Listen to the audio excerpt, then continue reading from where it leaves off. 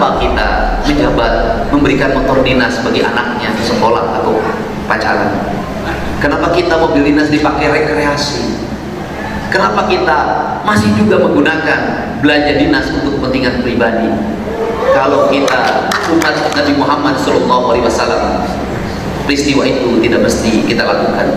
Karena Rasulullah SAW sudah mengajarkan diri sebagai seorang pemimpin yang menggunakan baitul mal untuk kepentingan negaranya, bukan untuk kepentingan pribadi.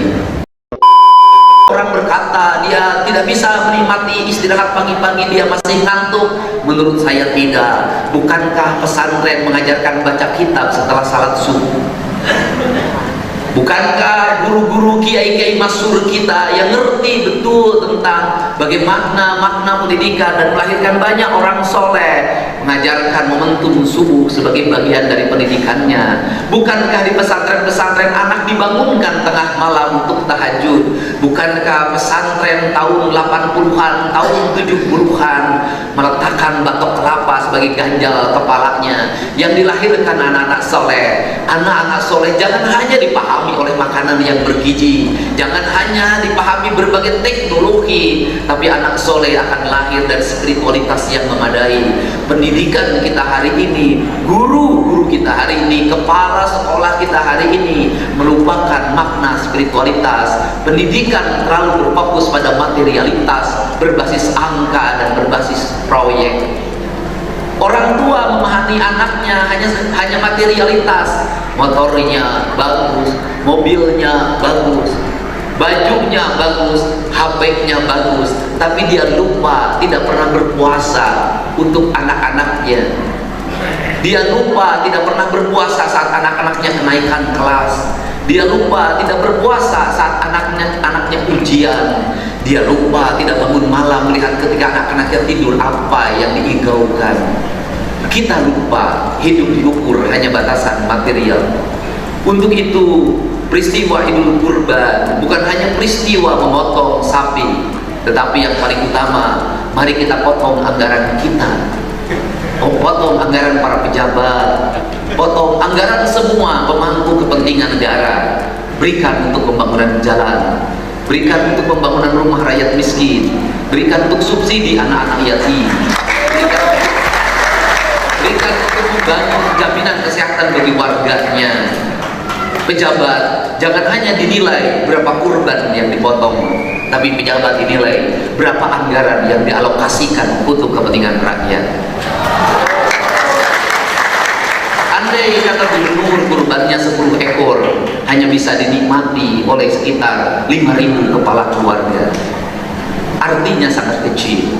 Tapi andai kata gubernur menyisihkan 5 triliun anggaran untuk rakyat, dari memotong seluruh belanja pegawainya, dari memotong seluruh anggaran perjalanan dinasnya, dari memotong seluruh pakaian dinasnya, dari memotong seluruh anggaran yang tidak mesti dilakukan yang itu juga, itu jauh lebih bermakna dibanding hanya 10 ekor sapi yang dipotong. Untuk itu saya mengucapkan pagi hari ini rasa bahagia bisa bertemu dengan semua yang hadir. Terima kasih pengorbanannya Bapak Guru, terima kasih pengorbanannya para RT yang tanpa gaji tetap mengabdi. Terima kasih pengorbanannya para RW yang gajinya kadang setahun sekali tapi tidak pernah mengundurkan diri. Terima kasih pengorbanannya para linmas, hansip, seluruh orang-orang yang bekerja di desa yang tidak pernah memperhitungkan uang yang dia keluarkan atau belanja yang dia lakukan tidak seimbang dengan yang dia dapatkan. Mari kita bersama-sama para pejabat, para camat, para kepala dinas provinsi, Pak Bupati, anggota DPRD kabupaten, provinsi dan semuanya, mari kita tauladani mereka, orang pejabat-pejabat kecil di daerah yang menjadi tumpuan seluruh harapan. Usianya sudah tua, tidak pegang laptop, tidak pegang HP, tidak ada yang satupun yang mau mengganti karena tidak ada duitnya. Semoga mereka memberikan ketauladan bagi kita. Hari ini kita mentauladani sifat Nabi Ibrahim alaihissalam. Hari ini kita menauladani sifat Nabi Ismail alaihissalam. Hari ini kita menauladani sifat Nabi Muhammad SAW. Seluruh sifat-sifat itu harus hidup hidup kita. Seluruh sifat-sifat itu harus hidup dalam perilaku dan langkah kita. Kalau Sayyidina Ali memadamkan api, memadamkan lampu ketika menerima tamu di rumahnya, karena lampu yang digunakan itu menggunakan anggaran negara, kenapa kita masih menggunakan mobil dinas untuk kepentingan pribadi kita? Kalau Nabi Muhammad SAW membiarkan Siti Fatimah tidak dikirim gandum selama 3 hari 3 malam, padahal dia tidak memilikinya, karena Nabi Muhammad waktu itu melindungi orang-orang yang dalam tawanan. Kenapa kita menjabat memberikan motor dinas bagi anaknya di sekolah atau pacaran? Kenapa kita mobil dinas dipakai rekreasi? Kenapa kita masih juga menggunakan belanja dinas untuk kepentingan pribadi? Kalau kita umat Nabi Muhammad SAW, peristiwa itu tidak mesti kita lakukan, karena Rasulullah SAW sudah mengajarkan diri sebagai seorang pemimpin yang menggunakan baitul mal untuk kepentingan negaranya, bukan untuk kepentingan pribadi. Saya meyakini di bawah kepemimpinan Pak Bupati dan bersama saya, insya Allah di Cirebon 3 tahun ke depan tidak akan lagi ada jalan berlubang. Kalau jalan berlubangnya saja sudah tidak ada, apalagi lubang yang berjalan. Insya Allah dengan kepemimpinan Bupati Imron dan saya, tidak akan ada lagi anak yang tawuran, tidak akan ada lagi anak yang melempari rumah orang karena terlibat geng motor. Sikap apa yang harus kita lakukan? Sikap yang harus kita lakukan adalah sikapnya Nabi Khidir. Apa yang dilakukan oleh Nabi Khidir? Nabi Khidir itu membunuh anak-anak. Apa maknanya? Apakah betul Nabi Khidir membunuh anak-anak? Walau alam. Tetapi tafsirnya dalam pemahaman yang saya miliki, pesan moralnya adalah bahwa bunuhlah perlakuan buruk anakmu ketika dia masih kecil. Jangan dibiarkan sifat buruk itu terus membesar, karena kamu tak akan mampu mengendalikannya. Padamkanlah api ketika masih kecil, karena ketika api sudah membakar rumah, maka kita harus panggil damkar. Selesaikanlah masalah ketika kecil. Ketika jalan lubangnya 1, segera ditambal. Ketika ada sampah yang tertumpah hanya 3 lembar, maka pungutlah. Ketika ada paku di pinggir jalan, maka pungutlah. Karena apa? Karena ketika diinjak orangnya kena titanus, kemudian dia bisa meninggal, dan dia bisa meninggalkan istri dan janda, anak yang yatim. Selesaikanlah masalah ketika belum terjadi. Peristiwa gunung kuda adalah peristiwa penting dalam diri kita. Ketika ada gejala, saya sudah mengingatkannya, tak menggubrisnya. Ketika runtuh bangunan, 20 orang meninggal, berapa puluh anak yang kehilangan ayahnya, yang besok menjadi yatim, tetapi negara insya Allah turun untuk melindungi mereka dari biaya hidupnya, sekolahnya dan pendidikannya. Karena negara adalah ayah bagi anak-anak Indonesia. Negara adalah ayah bagi rakyatnya, dan negara harus tampil menjadi orang tua dalam setiap derita rakyat yang dialaminya. Untuk itu saya ucapkan terima kasih.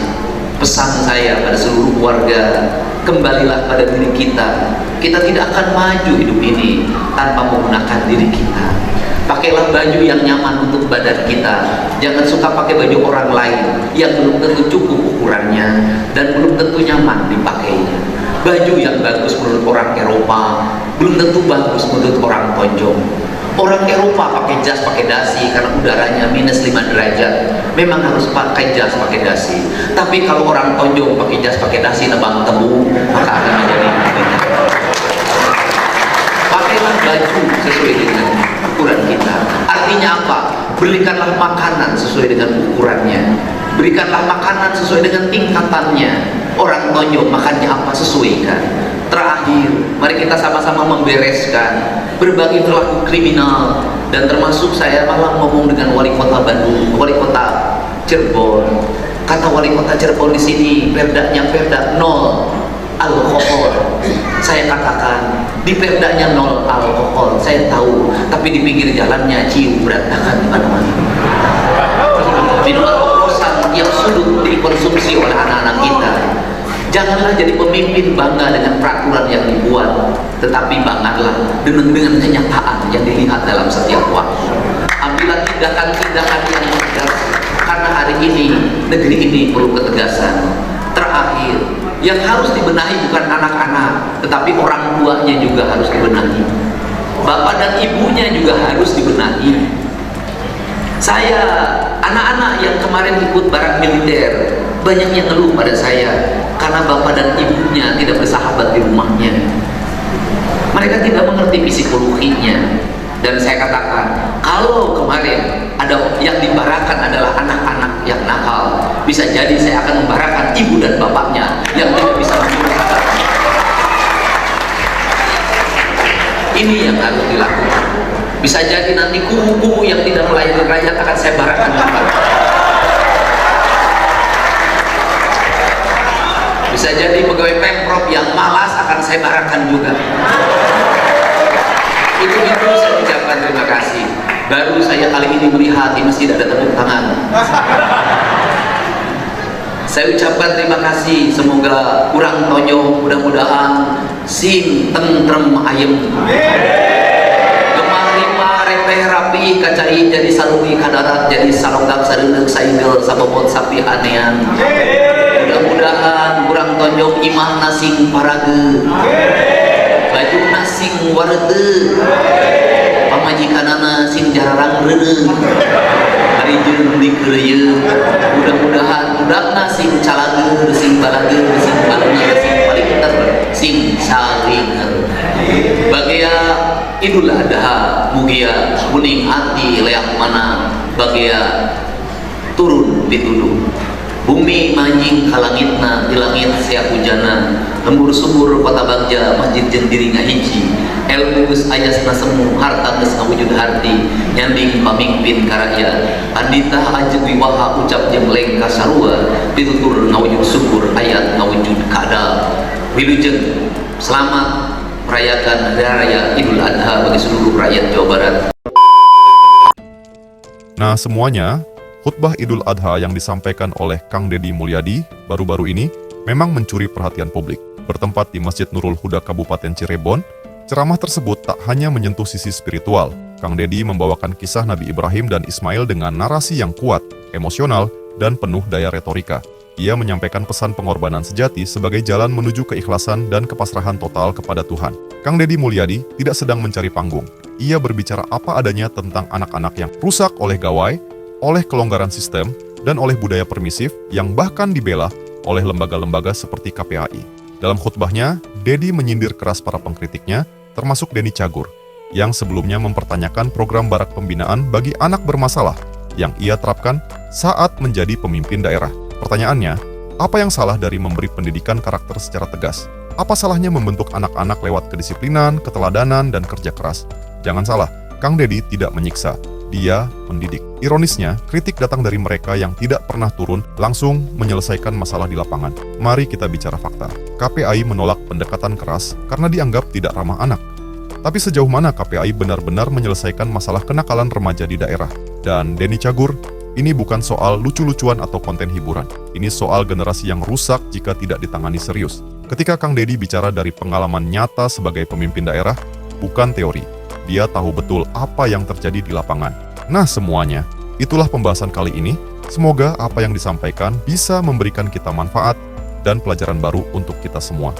Jangan lupa untuk like, comment, and subscribe, supaya kalian tidak ketinggalan info terbaru dari Santri TV.